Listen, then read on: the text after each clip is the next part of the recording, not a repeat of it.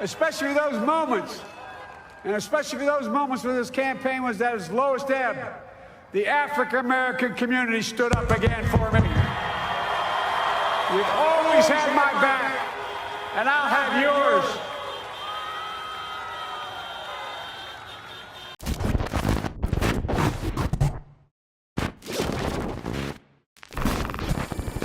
Ladies and gentlemen, what you just heard is what I have now officially coined the Great Lie, because as I've stated in numerous videos before, in my opinion, by the end of Biden's presidency, that statement will go down as the greatest lie ever told by a president to Black Americans. Since getting into office, at no point in time has Biden ever had the backs of Black Americans. And as a matter of fact, in his most recent move, Joe Biden has literally turned his back on Black America. And he has done this by officially withdrawing his support for Black farmers through repealing Section 1005 of the American Rescue Plan Act of 2021, stripping Black farmers of a very much needed debt relief program that will inevitably lead to the foreclosures of the last remaining Black farmers in America. With the repealing of Section 1005, because of Joe Biden, this decade will be known as the last decade of Black farmers. And before Biden supporters hop in the comment section saying, yeah, but it was white conservative farmers who initially got the funds locked up in litigation through lawsuits which prevented Black farmers from being able to access it, though that may be true, when it was Biden's time to shine and fight for those Black farmers, he opted not to. And I'm going to prove that to you right now by playing a quick news segment from my other YouTube channel, TD News Network, where I covered this story in detail in my video titled Biden's DOJ Declines to Appeal Court Order Freezing Money for Black Farmers. So let's quickly watch this news segment and then we'll get back into the discussion. Recently, Biden's Department of Justice declined to appeal a court order that has frozen debt relief funds intended to provide aid for Black farmers as well as other farmers of color. While Biden's Department of Justice made it a point to file an appeal within hours to defend the administration's high-profile priorities in areas like immigration, as reported by Politico, this time around, Biden allowed the 60-day appeal period to run out. Neil Devins, a professor of law and government at William & Mary Law School, stated, "It's very unusual not to defend a statute that you support. Maybe they fear a more consequential loss." When Biden's press secretary Jen Psaki was asked if the administration was exploring other methods to provide the farmers with debt relief, Psaki's answer was less than comforting as she passed the buck over to the Department of Agriculture and quickly moved on to the next question. And then I have a question on Section 1005 of the American Rescue Plan, which is the debt relief for farmers of color. This has obviously been mired now down in, I believe, 13 lawsuits. Obviously these farmers that still need debt relief. Is the administration exploring any other ways of getting these resources to farmers of color under this program or under an alternative scheme through the administration? Well, as you noted, there is active litigation, and obviously we had proposed plans to provide assistance to these farmers, and hence, and there's active litigation that's ongoing. But I can convey to you that our commitment is to certainly help these farmers. I would point you to the Department of Agriculture for any more specifics about their programs, but I know that equity is central to their objectives and certainly is part of how they orchestrate any of their programs. Go ahead. A USDA spokesman recently addressed the current situation, stating, "The United States government will continue to fight these lawsuits in the district courts in the weeks and months ahead, because providing debt relief is an important component of USDA's broader commitment to taking bold, historic action to root out generations of systemic racism." But for John Boyd, president of the National Black Farmers Association, this is simply continuation of discrimination that Black farmers have been dealing with for over a century in America. In a recent comment, Boyd stated, "I was sure hoping they would appeal. They are not laying out a clear definition of what Black farmers have experienced at USDA for decades, and are not responding to that in various courts. You can't stand here and not acknowledge discrimination that still exists today. It's a formula for failure. The history of discrimination is not being spelled out clearly enough by the Department of Justice and USDA." So as you can clearly see, Biden never had any intention on seriously fighting for black farmers and has instead opted to carry on the legacy of anti-black discrimination, in which he has now repealed the debt relief program, while at the same time he has found a way to send over $100 million to farmers in the Ukraine. But before we get too ahead of ourselves, let's take a quick moment to look at the legacy of anti-black discrimination against black farmers in order for us to understand the magnitude of Biden's betrayal. And to assist me in doing that, I'll be reading from an article by MarketWatch titled "Black Farmers Lost $326 Billion in Land Over 8 Decades. Stalled debt relief could mean the next wave of losses." Decades of discrimination. The threat posed to black farm ownership is part of a long-running historical trend. While black farm ownership rose in the decades after the Civil War brought an end to slavery, the number of black farmers in the U.S. have fallen sharply and disproportionately over the last century, research shows. Black farmers owned around 16 million acres by 1910 and accounted for more than 14% of producers. The latest census of agriculture in 2017 estimated black farm ownership at around 4.7 million acres and black farmers at less than 2% of all farmers.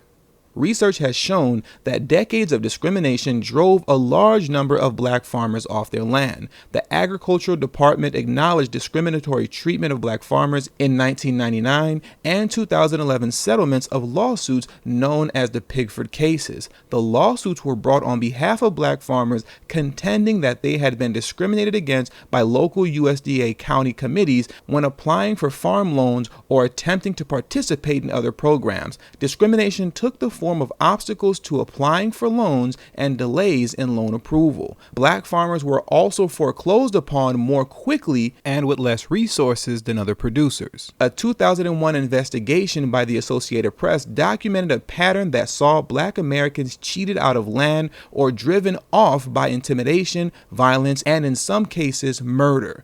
Government officials approved land takings in some cases and participated in them in others, the reporting found. Critics argued that Pigford settlements were inadequate. Some farmers have argued that they were shut out of the settlement and the foreclosures against black-owned farms continued at a disproportionate pace. Now let's dive into the economic impact that the legacy of anti-black discrimination has had on black America, and we'll discuss this through reading the segment of this article titled "Lost Opportunity to Grow Intergenerational Wealth." The land losses have taken a deep economic toll, according to economists and legal scholars. A paper published last month pegged the present compound value of black land loss from 1920 to 1997 at roughly $326 billion.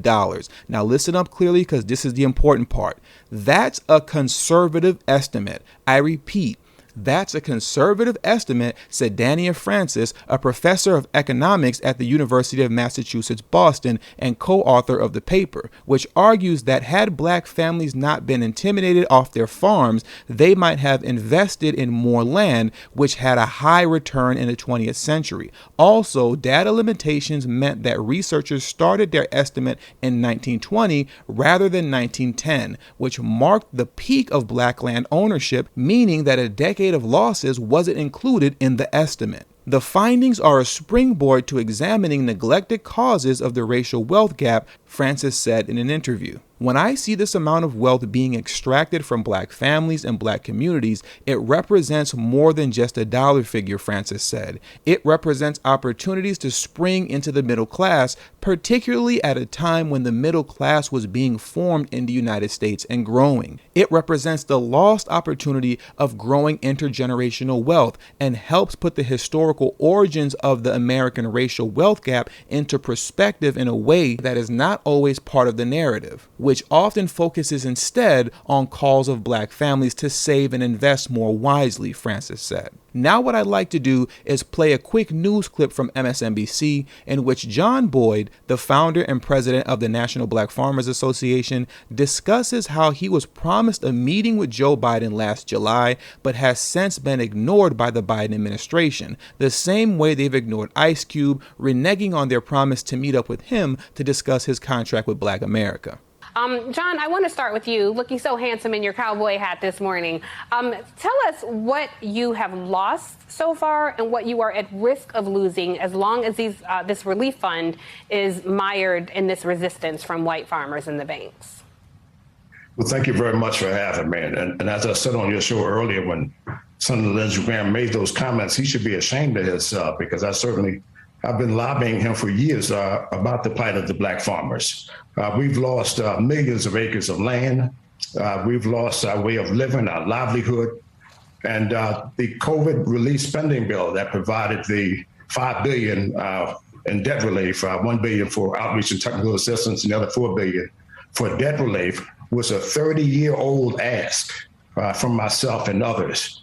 Even as I was promised debt relief and a settlement agreement, I still didn't get it after the Secretary of Agriculture told the local and county office to provide me with debt relief. I want to let the audience know it was white farmers who got basically all of the debt relief for the 30 years I was asking Congress and the courts to provide debt relief to black farmers. White farmers got debt relief in this country with ease, and black farmers like myself were denied the time and time again to get debt relief in this country. The stack has been stacked against us. We've been facing discrimination. As you noted, the banks who've been bailed out in this country were one of the very first to speak out against black farmers getting debt relief in this country. So the government has failed us, the banks have failed us, and it's almost like 40 acres and a mule when we were promised these things. And every time there's a pot of money that's supposed to go to black farmers or black people in this country, we're told we have to wait. Last July at the White House, I was promised a meeting by President Biden. That hasn't happened. Since that time, we provided $50 billion in aid to Ukraine and other regions of the country, but we can't find a way to get the debt relief to blacks and other farmers of color in a timely manner. No more than 1 month after John Boyd's interview was aired on MSNBC, Biden not only continued to ignore Boyd, but then took it one step further by officially withdrawing his support for black farmers. Now we'll discuss that through this press release on AP News titled, "NBFA President Boyd Releases Official Statement on President Biden's Withdrawal of Support for Black Farmers." After fighting for debt relief for over 3 decades, Boyd was elated when the emergency relief for farmers of color was passed and signed into law by President Joe Biden last year in the American Rescue Plan Act of 2021. Boyd met with Biden during the South Carolina primaries to discuss the plight of black farmers, and it was agreed upon that Biden would address black farmer issues. Again, last July, Biden reaffirmed to Boyd he would have a FaceTime meeting with him to discuss the ongoing struggles and delay of America's black farmers getting the long sought-after debt relief. What could be worse than having another president overturn legislation you enacted to help black and other farmers of color during a pandemic? Well, here's the answer.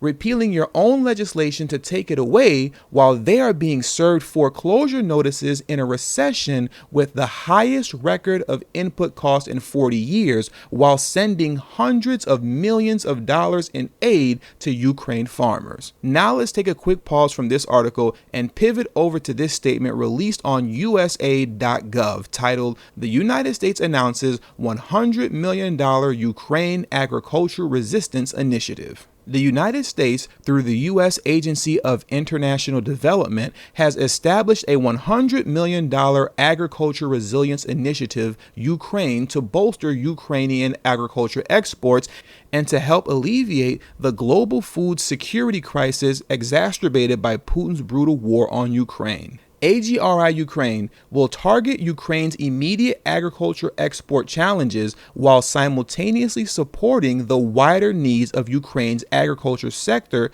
by bolstering Ukraine's continued production of agriculture commodities through 2023. The initiative will increase Ukraine's farmers' access to critical agricultural inputs, including seeds, fertilizers, equipment, and pesticides, enhance Ukrainian infrastructure capacity and capability to efficiently export agricultural goods, and here's the important part, increase farmers' access to financing I repeat, increase farmers' access to financing and expand the capacity of Ukrainian business to dry and temporarily store and process agricultural commodities. But wait, there's more.